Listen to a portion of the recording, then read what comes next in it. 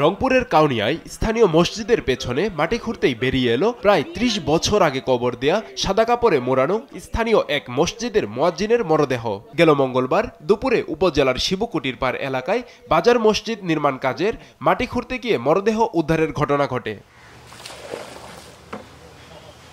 সরকারি অর্থায়নে শিবকুটির পাড় বাজার জামে মসজিদের ওয়াশ ব্লক নির্মাণ করার জন্য মসজিদের পেছনে মাটি খনন করে রাখা হয়। বৃষ্টির পানিতে মঙ্গলবার খনন করা জায়গায় মাটি ভেঙে পড়লে সেখানে সাদা কাপড় মোড়ানো কিছু অংশ দেখতে পায় স্থানীয়রা। খবর পেয়ে গ্রামের লোকজন ঘটনাস্থলে এসে মাটি খুঁড়ে সাদা কাপড় মোড়ানো অবস্থায় একটি মরদেহ দেখতে পেয়ে তা উদ্ধার করেন। হুট করে গত পরশুদিনে বৃষ্টি অনেক হওয়ার পর আপনার লেবাররা সাইড থেকে মাটিটা খনন করে একটু নেওয়ার পর ওই জায়গাটা ভাঙি যায়। যাওয়ার পর দেখে ওই জায়গায় লাশের মাথা বাইর হয়ে আসে।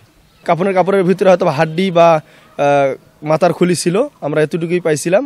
আর পরে ওইটা লাশ হস্তান্তর করে আমরা সামাজিক গোরস্থানে কবরস্থান করছি আর কি। স্থানীয় লোকজন কবর শনাক্ত করে জানান মৃত ব্যক্তির নাম হোসেন মুন্সি। তিনি মসজিদের মুয়াজ্জিন ছিলেন এবং একজন পরহেজগার ব্যক্তি।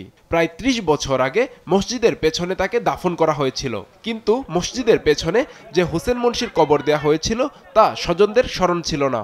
আমার বাবা খুব সুন্দর মানুষ ছিল, এই যে গ্রামে মানুষের সঙ্গে চলছে ফিরছে, কারোর সাথে একটা টু শব্দ কথা হয় নাই, খুব সুন্দর মানুষ ছিল।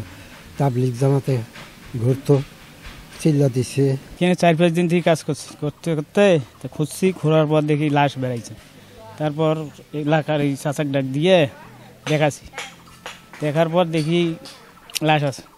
ওইখানে কাপড়টা একদম ফ্রেশ, কোনো কাপড়ের মধ্যে কোনো স্পট নেই। স্থানীয় আলেমদের পরামর্শে সেখান থেকে মরদেহটি তুলে পুনরায় শিবকুটির পাড় সামাজিক কবরস্থানে দাফন করা হয়। নিউজ ডেস্ক, দেশ টিভি।